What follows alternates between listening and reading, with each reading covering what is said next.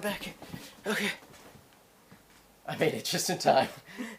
Hey there, Internet. So I'm here with my buddy Rick. He runs 22 Degrees. It's an underwater 360 VR company. You've worked with a lot of really cool organizations like Hydros. Give me your background in a nutshell. I started out as a dive master and instructor diving in Palau, in Micronesia, and I also have a background in tech and art and design, and 22 Degrees for me was born of my experience working on the dive boats. Had some jackets that just fell apart, so we decided to make our own, and from there started making dive apparel. And the jackets really resonated with marine scientists and people that worked on the ocean. So my project with 22 Degrees incorporated the dive gear that was highly functional, but also as a designer and a photographer filmmaker, I was doing the media content for the brand. And I was also meeting marine biologists and got to know some of the issues about the ocean.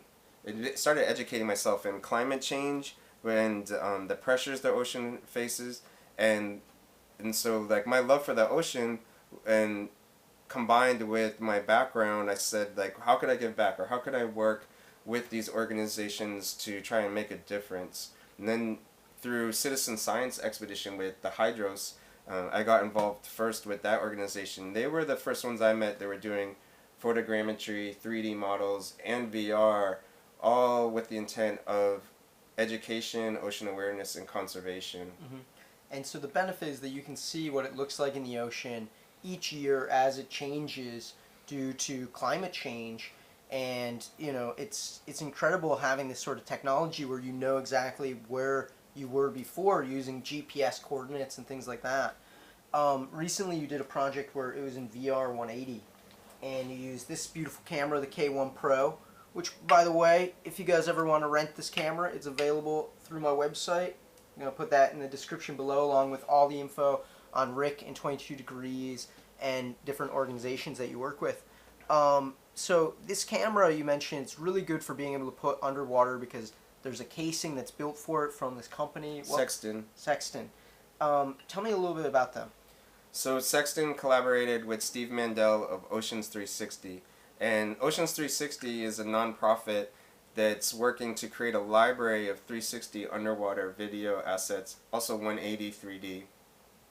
And those video clips are meant to use for educational purposes, to get people excited and caring about the ocean, and provide an immersive experience for young people who might not be able to go scuba diving, or for anyone who, you know, doesn't have the opportunity to go to the Maldives, Palau, or some of these more far-off places. They get to go underwater and see what it's like in a very immersive 360 3D experience. What do you think are some of the benefits of using VR180 versus a 360 camera underwater?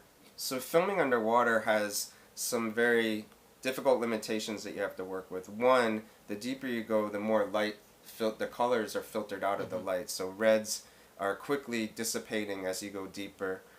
Two, the handling the camera, you're going to have a scuba diver behind blowing bubbles, and in 360 that's difficult often to paint out, or distracting when you look over your shoulder. If you turn around, you have someone right behind you looking at you handling the camera.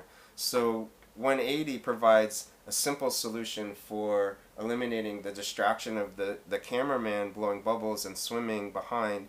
The other part is that you can attach a lighting rig, and so you can have the rigs out of the shot but illuminating the subject matter, reintroducing reds and colors and getting that pop and contrast that you would normally lose if you just took a 360 camera or a 180 camera without any lighting to depth. So the ability to bring in lights and control that aspect, it feels like everything's sharper when I looked at it in the headset than a normal 3D 360. Do you feel like a lot of people are going to go back and still do 3D 360 stuff underwater? Or do you feel like not that much is getting lost by doing the cutoff? I think it depends on the subject matter and the shot. So in the underwater space, you have a whole variety of types of subject matter and places. I think for a shallow reef that has a lot of reef life, where you could maybe set up a 360 rig on a tripod.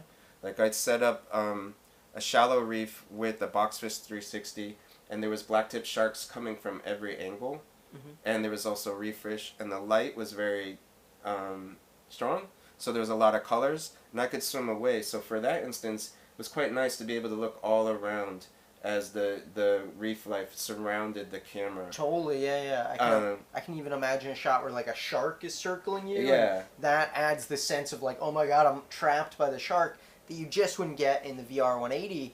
But the benefit I feel like of the VR180 is it just looks like a little bit better right now than the 360, especially for stereo. It's definitely so it's sharper. like these trade-offs that there are are so trade-offs difficult. that you're dealing with, and then also like how do you address it with your clients when they say, well, what would you prefer to shoot this in? right. It's kind of like I think yeah. you have to show them some existing footage, and then think about the goals of the shot, but also, like I said, the location. So for this last trip, we were shooting very deep on shipwrecks, and because of the depth and the lack of available light, and the fact that we really didn't need to capture every vantage point, but just have a compelling 3D experience, that lends itself really great to 180 3D, versus like the shallow reef or an event where there's action all around you, but shallow and has a lot of available light. So it really is depending on the shot and what you have to work with. I would say the K1 is arguably like the best VR180 camera at the moment for shooting. The challenges are the stabilization. What are some tricks that you did in order to keep your stabilization really good on your footage? So as an underwater cameraman, like one of the main things as a diver in general is working on your buoyancy. So you can control moving up and down with your breath if you're on an open circuit. So relaxing your arms and not being tense and looking past the camera and just trying to work on that intuitive sense of being stable and not bouncing around and shaking around, because underwater and then working in the post, you really need the camera to be very stable as possible and not moving around in any it's direction. sort of one of those things with 360 they have a little bit easier because they could always fix that horizon line, but VR180 you're locked into that area, and Absolutely. if you try and fix that stabilization, then the stereo kind of goes out of whack. You're often shooting into the blue, which has like no clear horizon line and no sharp contrast. There's no skyscrapers. There's no hard lines for the software to kind of dial in for stitching. The other thing is you're also weightless and you're not really tethered to the ground, so you don't have 2 feet on the ground. So you also lose your sense of your own movement. So you have to be hyper aware of like your body movement and relax and be still, because you're not standing on fixed ground. And sometimes there's currents or other factors that also add challenges to the shot. Some of the shots we did with the Hydros project, we were in like these very strong currents, and having to swim with that or hold in position with the camera, with the current coming at you. What do you think is more difficult, shooting 360 underwater or shooting VR180 underwater? I think 180 eliminates some of like the lighting challenges. And I think one of the really important things with any underwater shoot with your camera is trim. I can't stress this enough, but we worked really hard to take the camera for the Hydra shoot. It was a 360 camera, it had 13 Blackmagic cameras inside. It was quite large. It was about the size of like a lawnmower. It was 120 pounds to carry on land. You couldn't do it with one hand like that. And this is a that's like a baby. That's a baby version of it. So, but underwater, what we did was trim it so that its buoyancy, if let go, it would just hover in the water column. Cool. And so that you can control it with a feather light touch, and it's neither sinking nor rising on its own. Oh, sweet. And that would be your trim. And so getting that dialed in early on and right away will help the stabilization of all the rest of your shots. What's been like the most dangerous shot you've ever done underwater in VR? I think the last trip wasn't necessarily dangerous, but there's certainly a lot of training that went involved. So we were doing deco diving, which is technical diving. We were at depth of like 120 feet to 170 feet for 30 to 40 minutes. and so you build up a lot of nitrogen in your body, which means that you can't go to the surface until you release that. And that means 30 to 40 minutes of off-gassing at very specific depths on the way up.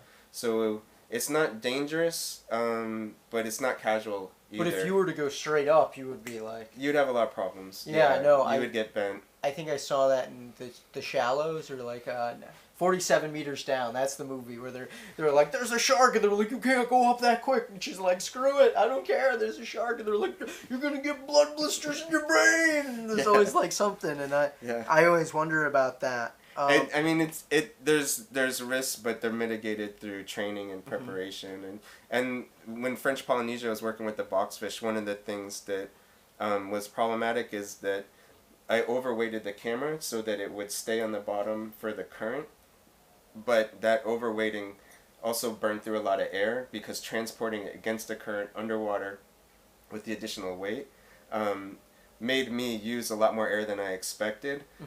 So things like that can throw you off and introduce like a dangerous situation if you're not on top of your game. Final question. Do you think 2019 will be more VR180 underwater or more 360 3D underwater? Well, I know that for me personally, like looking at 180 3D, just because the flexibility and the quality and that, even though it's Ocean's 360, Steve Mandel is one of my main collaborators, and we're really focused on using the K1 right now in the housings that he's built, because the footage is just really exciting. It's hilarious, all these companies that branded themselves to 360, and now it's become this VR180 thing, and everyone's like, oh crap, why didn't we name it VR something, our brand? Right. You know, it's one of these things where you're still going to put on a headset, and it's like you're in this 360 environment because it's full peripheral. Right. And my experience demoing 360 footage with people is that even though they can look around, oftentimes it's the 180 field of view that is, you know, if you're observing people's body movement when they're reviewing footage, they look around, but mostly it's within the front hemisphere that they're focusing their attention on. So I don't think too much is lost when you do the 180 experience. It's still very immersive. Totally. Thank you so much for your time. Sure. Thank you guys for watching. I hope I earned your subscription today. Definitely hit that button and the notification button to stay up to date, especially when I do these live videos. If you comment, we get your questions and we can answer them live. I'm going to link to Rick in the description below, 22 Degrees. Check him out. Have a great day, everyone, and I will see you in the next one. Peace.